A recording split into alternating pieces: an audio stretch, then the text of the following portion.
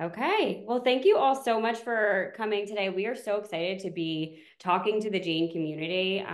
As Jane ambassadors, we love being part of this community. It's just so vibrant and it's just a more like has you just feel so positive being in this community. So we're very thankful that we are here today.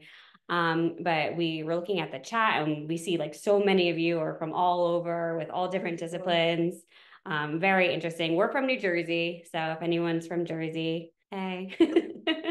But we're so excited. We're going to be talking to you about how to boost productivity and morale with smarter documentation. Now, we're going to talk about more of who we are. We're the Note Ninjas, but we'll talk about that in a few slides. But we we want to help other practice owners. We want you to boost morale in your clinic. We want your therapist to stay because we're just going to address the elephant in the room right from the get-go. Unfortunately, the average therapist leaves about after 2 years or so. And one of the main reasons people are leaving is they feel burnt out. And part of this could be free because of documentation and the documentation command. So whether you're cash based, which we know a lot of you are, or insurance based, is we believe this presentation will be relevant for you and you can take a lot out from this. So we are happy to be giving you some strategies that are going to help make your documentation more streamlined. And then in return, we want to boost morale, job satisfaction, everything. So let's get started. Okay, so we have a couple objectives for you today. So we are going to discuss different strategies to avoid denials. Nobody wants to get denied. We want to give you practical tips you can do to keep your documentation done faster. We're going to show you efficient documentation so you can have a healthier work-life balance and happier employees. And this is true for PTs, OTs, and probably almost any discipline that would need to write notes. And we want to help you provide the necessary resources for your team for better retention. So one of our goals really for you today is to reduce your paperwork and increase job satisfaction. So whether you have a team or you're doing this solo, we want to reduce the amount of time that you're spending on your documentation, looking at that computer and spending more time with your patients and increasing your own job satisfaction as well as your whole team. So we just want to go over this a little bit because I feel like sometimes we don't really realize how much time is wasted, or I shouldn't say wasted, but just spent on documentation, especially if you're not doing it with the patient. Because we always say point of service documentation because you don't want to be after work. So if you are an employee or I guess it depends if you're paying your employees for paperwork, but a lot of therapists do an average of 6 hours of documentation a week. That's extra, not with the patient. And we took a survey on that. So if you get paid $50 an hour and you're doing 6 hours extra a week in a year, that's $15,600. That's basically gone. You're either paying your employees that if you're paying them for documentation, or if you're not paying them, they are kind of missing out on that extra money, which is leading to the burnout and a lot of times the retention issues that we have. Um, and like we said down here too, it's just like that's a lot of money. It's 300 a week or over 15,000 a year. And sometimes you don't realize it was an hour here, an hour there, but it really leads to burnout and our retention issues. And we want to try to fix that by our strategies. And this is basically what I said again. Oh, this is just if you have like employees too, just how much extra time and money is spent, not with the actual patient. And it would be the same too, no matter what discipline you are. And it's just an easy example, but it's a lot of money gone, or it's a lot of time that the patient, as a PTOT working in a staff place, that extra time documenting it really burnt me out. Like that was one of the reasons we started the Note Ninjas. So it is a good reason why some people might be leaving or looking elsewhere. So we don't want your employees, and we also don't want you to feel this way. We don't want you to feel frustrated with how much time is spent on the documentation. Documentation, it's a tedious task, but it's something that we have to do. There's for legal reasons, for justifying our services, for just helping advocate for our professions as well. Documentation is an essential task that we need to do, but we don't want you to feel frustrated with doing that task and taking away from patient care. We don't want you to feel worried or that documentation will not fully protect you from an audit or from legal scrutiny. And we don't want you to feel overwhelmed by the constant changes in documentation requirements by insurance companies. So that's why we are going to be talking to you today. And so we know some of these things are keeping you up at night, keeping employees, staffing, training people. It keeps a lot of people up. A lot of people can't spend time with their family because they're spending extra time at work. So we are going to change that. But before we get into that, you're probably wondering who we are.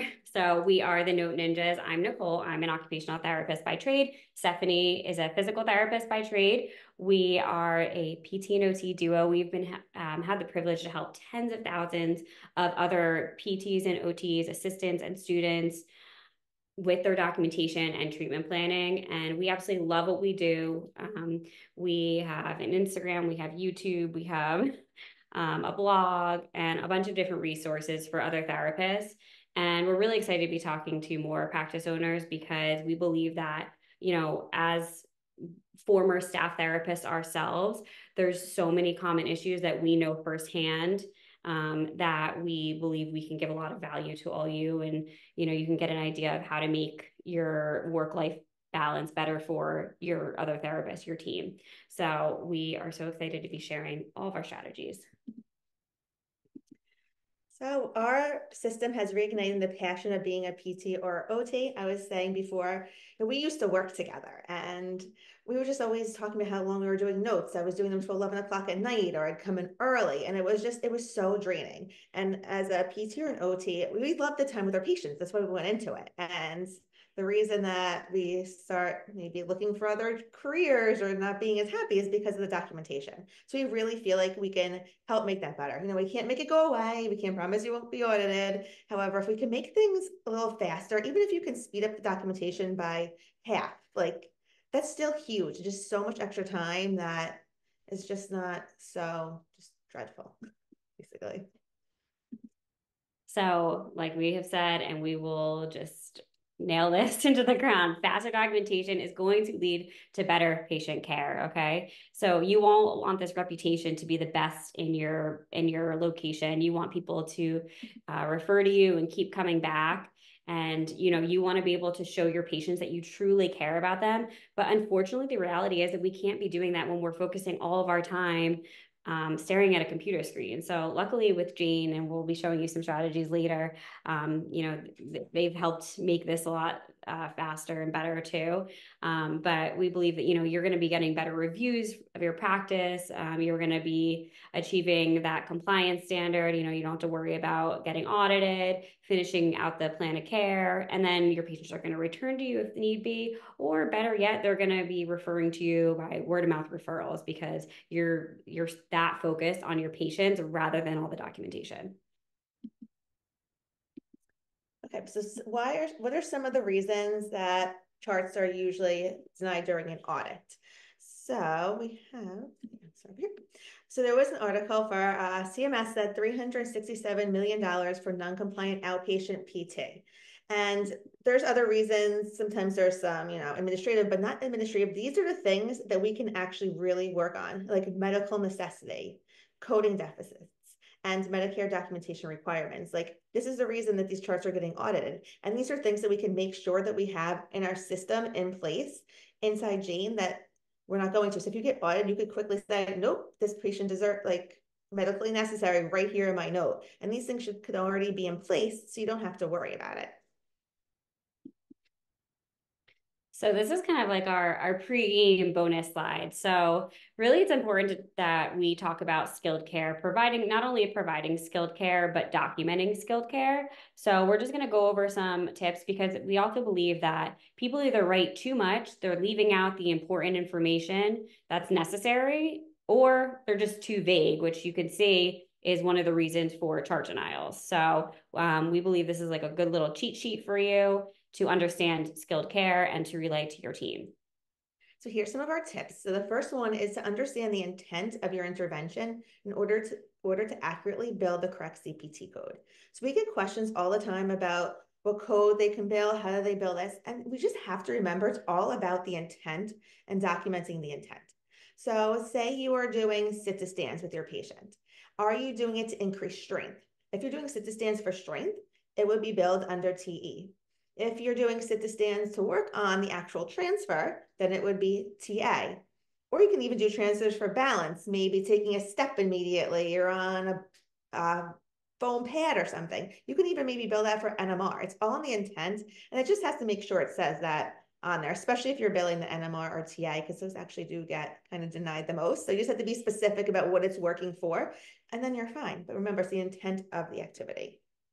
Next, you want to be able to focus on the skill that you're providing versus all the steps of the exercises or activities. So, for instance, as an OT, I do a lot of meal prep with my patients. I remember making this mistake early on in my career as a new grad. I would document writing like every single step of the activity that we did of like, say, the meal planning, doing the recipe. And I'm like, that's not skill. That is actually distracting from what we need in our notes. It's not showing how the patient had some, hand dysfunction while opening a package. That's what we need to be focusing on, because that's going to focus on our reasoning and our rationale for being at that session where we're going to be getting reimbursed. So it's much more important to be focusing on the skills that you're providing versus the actual activity or exercise itself. And then use words or phrases that show your skill. Like Nicole was saying, we don't have to have a novel. It doesn't matter. People sometimes write so much just thinking that's what they need. It'll be in there, but sometimes it's not in there. So you need to use those words, which we'll go over some of the words, but they're really those actionable phrases, those verbs that really show your skill more than you don't need to write a lot. It's not necessary. And then, although we say not to write a lot, you still need to include what's important. So that could be education or any communication with family members, with other healthcare providers. You want to include this because it is so, well, first of all, education is billable. So that is definitely important to write. And if you didn't write it, it didn't happen. But any communication too is really essential, especially if it's important information based on that patient's plan of care. If there's any changes, if there's any, things that you're seeing that need to be reported to another healthcare provider on the team. So make sure that you are including that. And then make sure everything relates to function. So I talk about this a lot with shoulder range of motion. If we're working on shoulder range of motion, I used to always put within normal limits or functional limits, but why? Do they need that to get back to their goal? If their goal is to be able to hang their clothes in their closet or be able to get the dishes down, that's all the range of motion they need. So if they're to whatever 150 degrees and they're able to do all of that, there's no reason to have to go to full range of motion, and insurance won't pay for that and it will get denied because it has to relate to function. And last, but definitely not least, it's your knowledge and your reasoning and justification behind that selected strategy is what matters most. Because think about it. We could be certified, have advanced degrees in, all these different techniques and different strategies, but really insurance is paying you for why those interventions are required. They're paying you to use your brain in order for you to rationalize and justify why that treatment was needed. So why did you choose that selected strategy versus something else? So you can have all the advanced certifications that you want. You could be the best therapist, but if you're not able to write that in your notes about why that strategy was used, then it's not going to matter. So that's just another important thing to consider.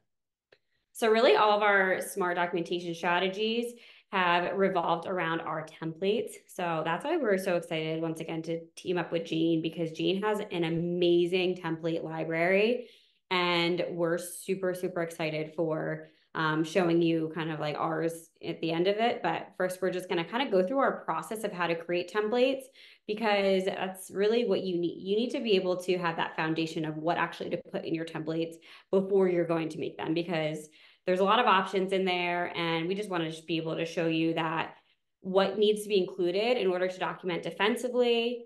It's going to be able to eventually cut down your documentation time, and it's going to make you feel more confident submitting your notes that you are being compliant and adhering to all the regulations that you need.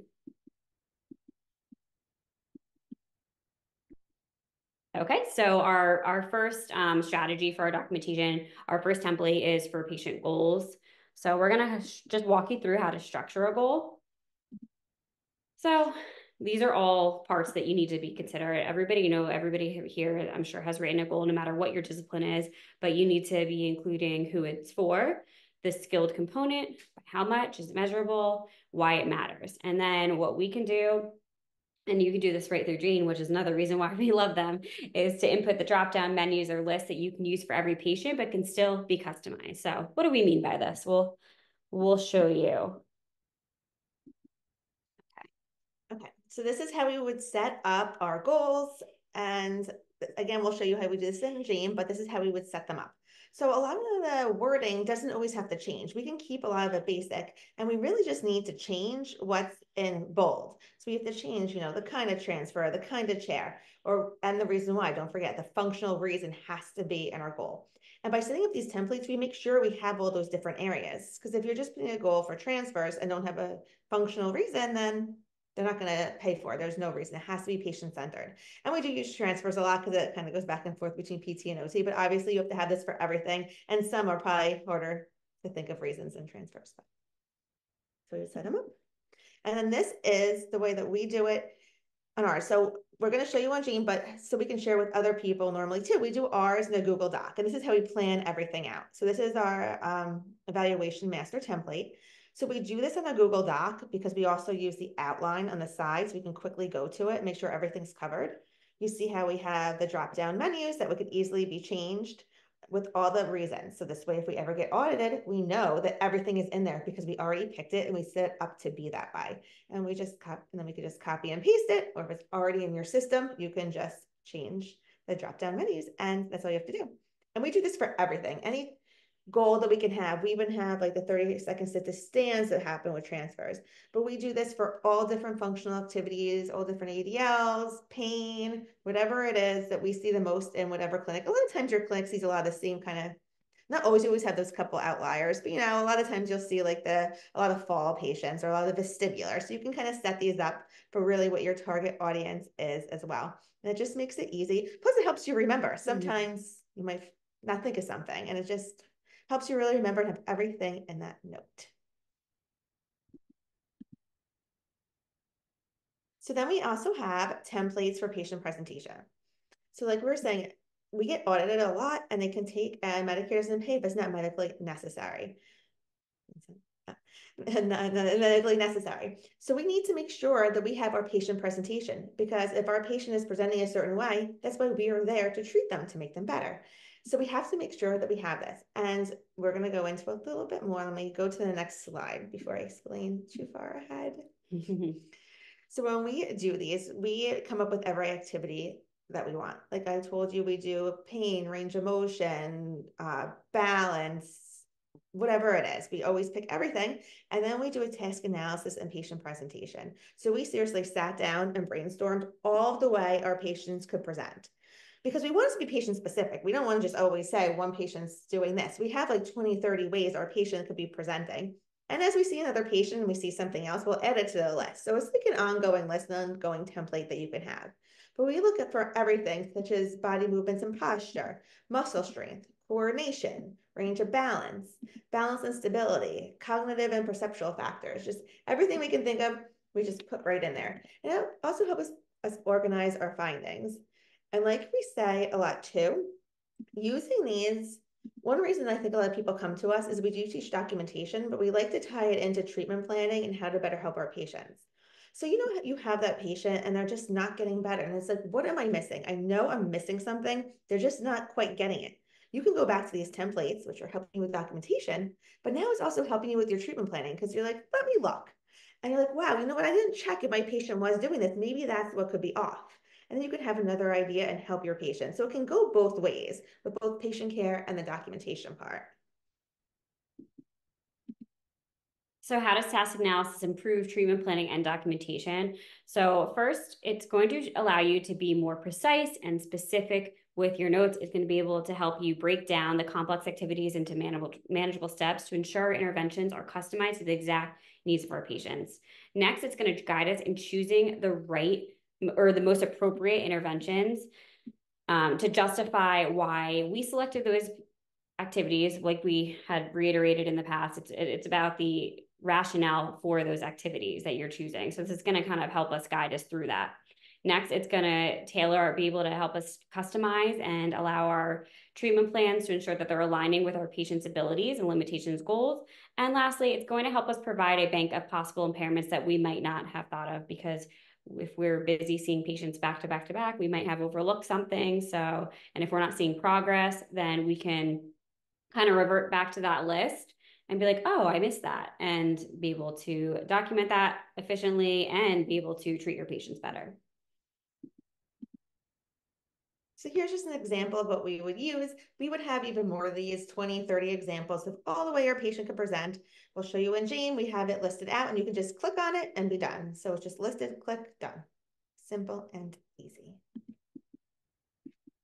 Okay, so let's just implement this into a template. So we just want to use a little video. I don't know, sometimes it makes it a little bit more exciting. Yeah, so here I'm the therapist. I'm having Stephanie just do a transfer. And so as we're doing this transfer, I'm obviously analyzing her performance and her presentation to help me determine what the appropriate cues or sit-ins I needed to be providing in order to make it skilled. And then I'm going to have my patient presentation template open right next to me when I go to document, and I can just quickly scan it while I'm typing my notes to ensure that that the notes are precise and I'm giving good rationale for that intervention. So our third strategy or our third type of template is just for showcasing your skill. So this is one of the most important ones because it's going to help you include evidence-based practice into your notes, objective strategies.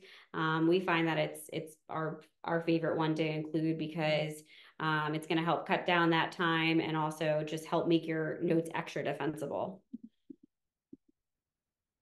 So of course, we talked about the importance of documenting skilled care. So we just want to highlight on that again.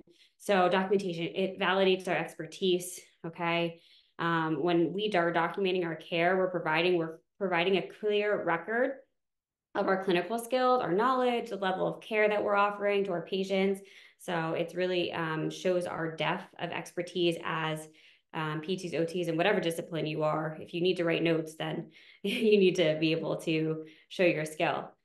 Next, it demonstrates the necessity of professional therapists. It's going to show that we are evidence-based providers. We are providing patient-centered care, which is really important in highlighting why therapy is important, why our skill is needed, and especially why we are needed over a care or a lay person. Next, it enhances our communication and continuity of care. So this is really important if you are seeing a patient who maybe you're sharing with another team member and you want to ensure that continuity of care is fair and that it's, they're seeing all the ways that you are assisting them, the skill strategies. So there's better carryover and improvement. And then it justifies reimbursement. Insurance looks at what we did during the treatment more than what the treatment actually was, which we've kind of touched in the past too.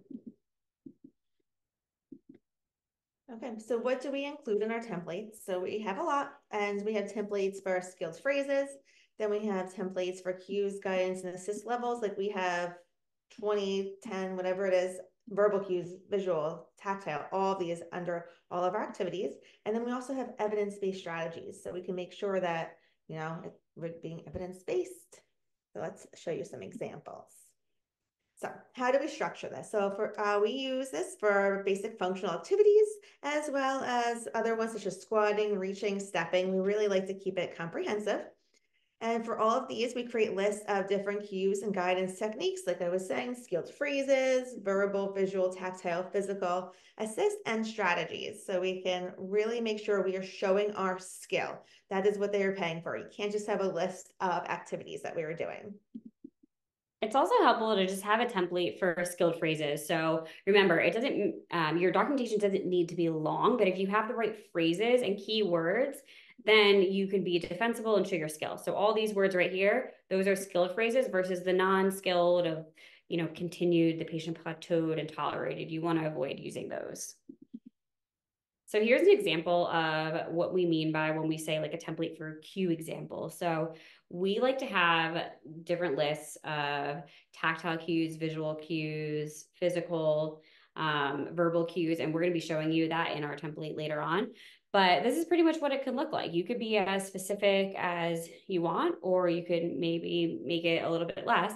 But we like to have, 10, 20 different examples under each type of cue for an activity. That way we could just go in and, these are some common ways a patient might be presenting and why they needed our assistance. Obviously, you want to customize it for your patient and the way that they are presenting. But this really just helps you, as you are a practitioner over time, think about all the people that you're seeing, and there's a lot of commonalities that you can use these templates for. And we like to have different, like I said, evidence-based strategies. So we use things such as when we're at max or heart rate reserve, the board scale, different motor learning techniques. So we can have all these techniques and then all the examples of what we can be doing for them. Let's show you the example. So this is for when we're at max. So a lot of times as a PT or OT, we give somebody, say, bicep curls, and how are we picking the weight? We should be using their 1 rep max or some way to help grade the correct one and not just throwing them 5 pounds. And in my template, I also keep the link because it used to stress me out in the beginning, but there's an easy link to find the 1 rep max, not doing the 1 rep max for the app or your phone or for your computer that you can do like 10, find out what it is. So I keep that. And then for the most part, it's going to be the same reason. You're doing 1 rep max to make sure you're having your patient work at the correct intensity. So most of these words can stay the same. Why write them over again? So you would have that in a template, and then just what's in bold, you would change the exercise, the activity, and like what weight specifically for them. There's no point in rewriting this stuff all the time, which is what I used to do. And it's just, if you do that all day, every day, it adds up to a lot of time. And this forces you then to, well, not forces you, but encourages you to use a skill strategy and not just give your patient a 5 pound weight because they're not going to pay for that. And now you do. Again, the same thing with heart rate reserve.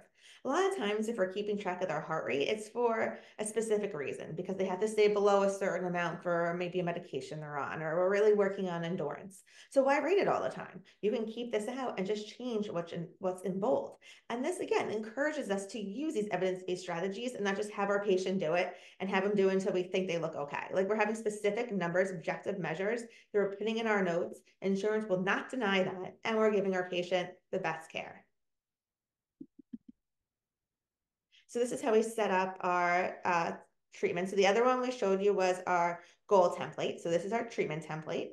So again, on the side, this is why we use a Google Doc, is because we can use the search feature, because I think it's like 40 pages, maybe even more. But we can go right to it, and we keep all of our activities. And we do it different ways too. We have some drop downs, as you can see. Then we have some lists, because some people like it one way or like it the other. Patient presentation to really show that medical necessity. Like I said, all those verbal, visual, tactile cues in here. So we can really make it patient specific and show why we had to be there. And then for some of the more activities, like maybe like squatting or balance, we also have like some treatment activities. Just again, it's like use your mind. It makes the documentation faster. However, it also helps you just think of another treatment idea. And we'll show you how to put that into Jane. Yep. You're So done. yeah. So now we're going to show you a little demo with Jane. So we have our note up. Let me just escape here. All right. Can everybody see that okay? All right, yes, somebody was asking how we use our template in Gene. Okay, so here we go. So we actually, a while ago, we actually created a Note Ninja's PTOT core template. So this is for core exercises and activities. So what we did is we kind of copy and pasted our templates into Gene.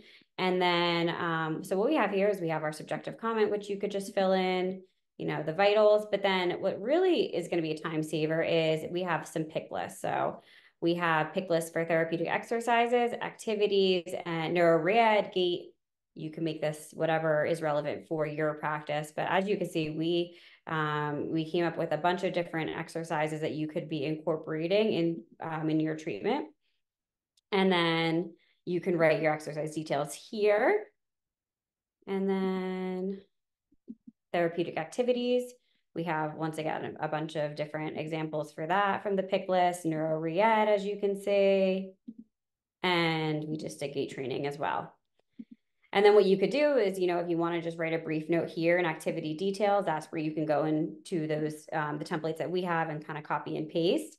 But we do, you know, pretty much just kind of have it right here. And then what we did is we added different cues. So this is going to be like your skilled strategy. So what you did, why you needed to be there.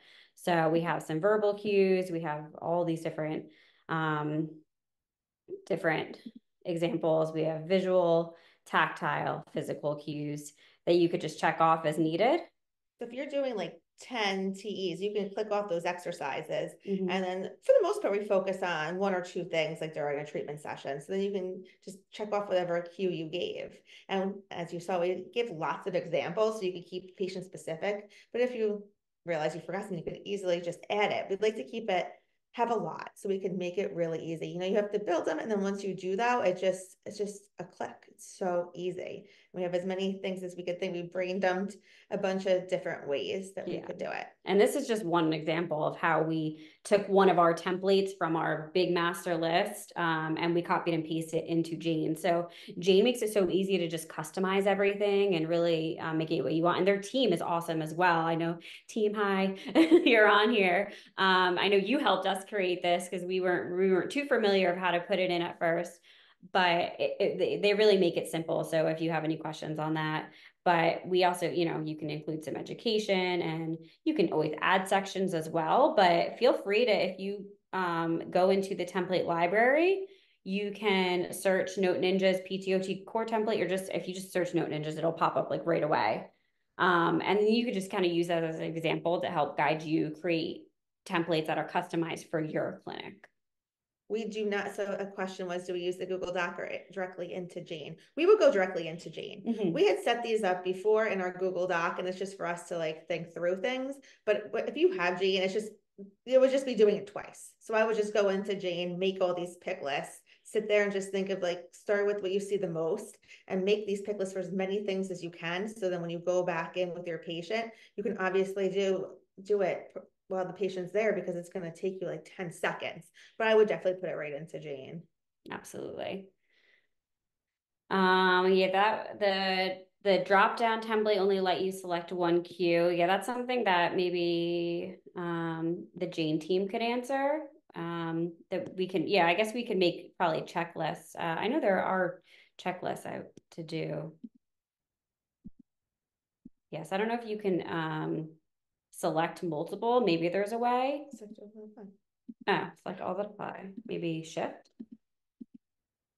Oh no, wait, is it? No. Oh, we could do checklists. Okay. Yes, they can do checklists. Okay. Yeah, that makes it even better. So yeah, so that is kind of what it looks like within Jane. We were excited to kind of show you how that implementation plays out, but we're just going to open back to our presentation here for a minute. So we have a QR code up on the screen, and this is going to be, if you have questions, if you are interested in learning more about our resources or want to book a strategy session with us, you can either use that link right there or scan the QR code if depending on what device you're on. So we can help you customize like templates for your business, or I mean more for PTs, OTs, like this type of. Yeah, I would say we work specifically with PTs and OTs. We might be able to help you. So yeah, so we have pediatric occupational therapy resources.